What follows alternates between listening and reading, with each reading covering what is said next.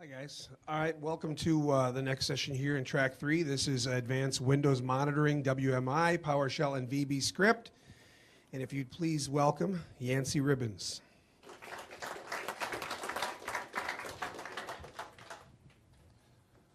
All right, well, thank you guys for coming. Oh, that's fine. Thank you.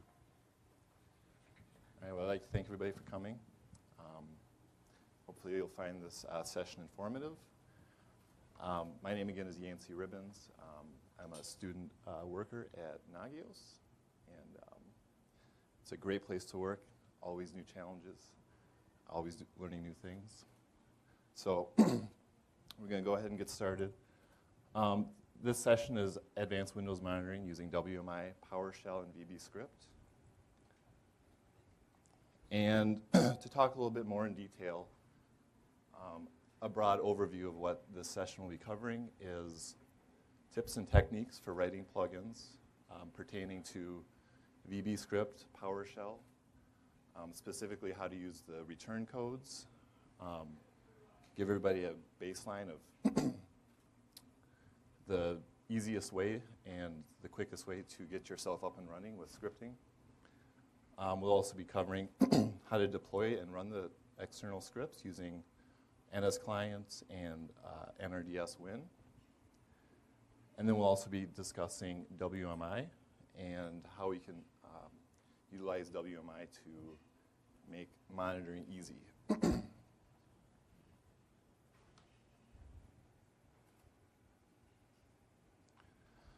Okay, so just real quick, why do we use external scripts? What's the benefit?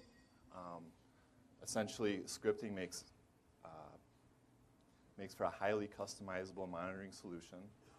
So in your environment, you might have proprietary systems where plugins have not yet been developed.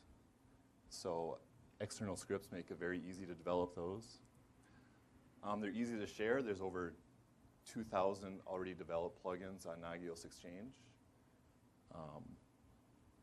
And we encourage you to upload your own if you write something new and innovative.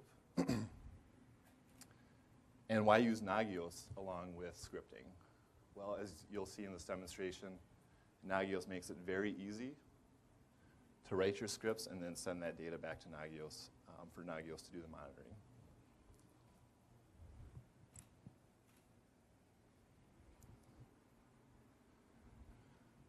Okay, so one of the core foundation pieces to writing scripts is understanding how the plugin return codes work. This is pulled from the developer guidelines on SourceForge. So there's 4 main service statuses. 0 indicates everything is okay, so that means the script you developed ran, everything was in bounds.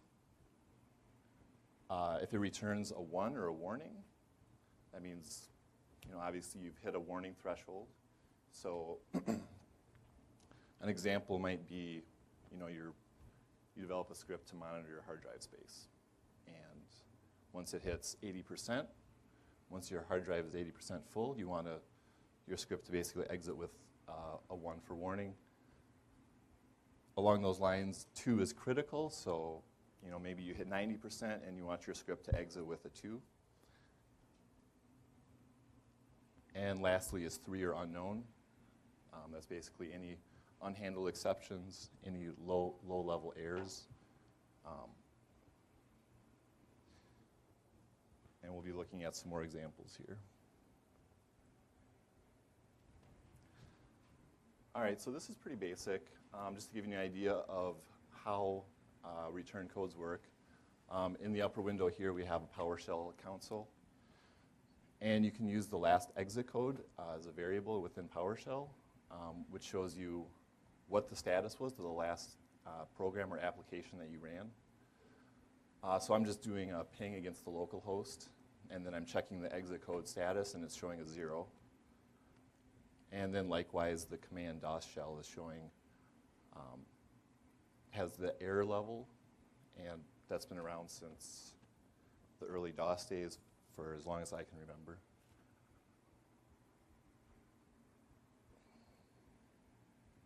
So you can see how fundamental and built-in error codes are to the OS, and that's what makes developing external scripts for Nagios so easy, is we basically use this as a foundation when developing our scripts. Okay, so the first example we'll take a look at is a script called checkDC. It's a VB script for monitoring your domain controller. I selected this one just because of its utilitarian purposes. Anybody monitoring a Windows environment will likely want to know the status of their domain controller. So we'll take a look at that.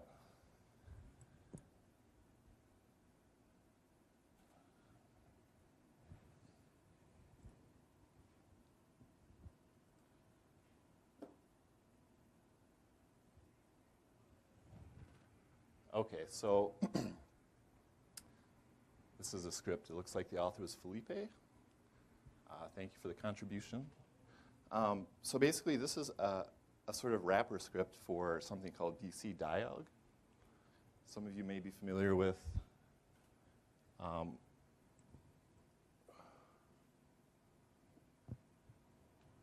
So essentially,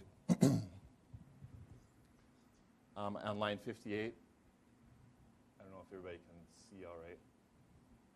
So on line 58, we're basically setting the command we're going to run on the VB script.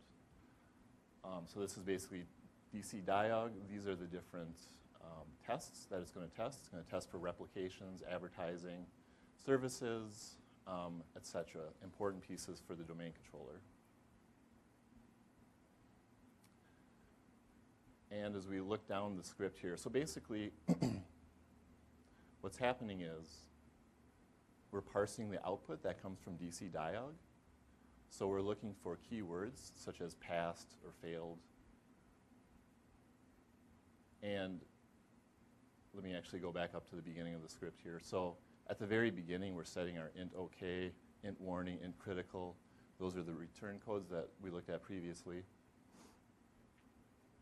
And so in the case where everything passed with the DC Dialog command, we're going to set services equal to OK, replications equal to OK.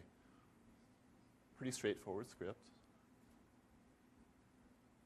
Down at the bottom here, we're going to basically build up the message. This is the output that will be displayed in the Nagios display screen once the script ran. And then here's basically the key foundational piece. Once we exit, we're going to quit with the int critical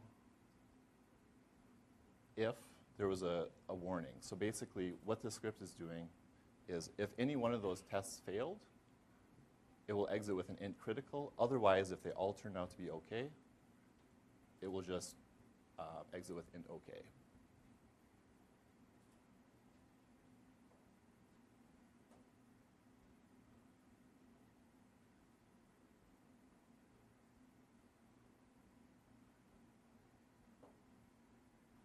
And I seem to be messing up my slideshow here.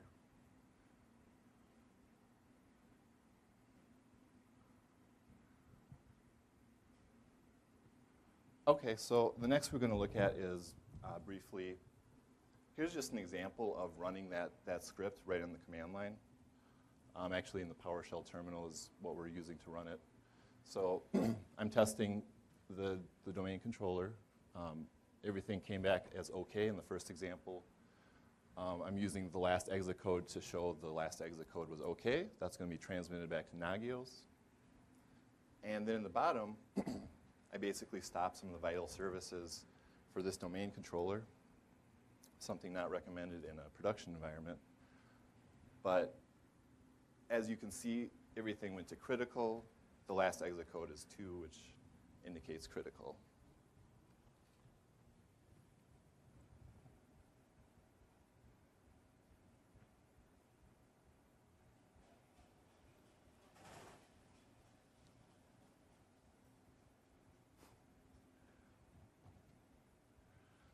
Okay, sorry about that. So, we use the same ideas with PowerShell scripts as well. We're going to look at an example, check Windows app installs. This is just a